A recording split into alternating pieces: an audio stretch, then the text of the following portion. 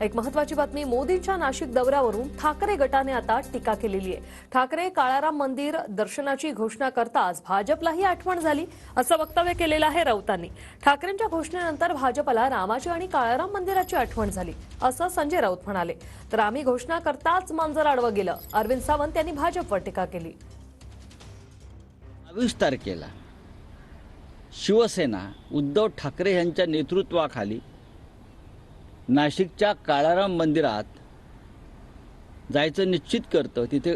तिकडली एक त्या कार्यक्रमाची घोषणा करते आणि त्याबरोबर महाराष्ट्रातल्या भारतीय जनता पक्षाला काळाराम मंदिराची आणि रामाची आठवण होते आणि मग प्रधानमंत्र्यांना तो कार्यक्रम घ्यायला लावून काळाराम मंदिरात नेऊन आम्ही कशी कुरघोडी केली शिवसेनेवर। अरे राम हे काय कुरघोडी करण्याचं साधन आहे का?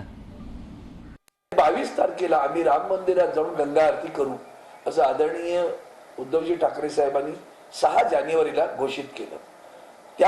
तोपर्यंत माननीय पंतप्रधानांचा कार्यक्रम आला होता, त्याच्यामध्ये नाशिकचा उल्लेख कुठेही नव्हता।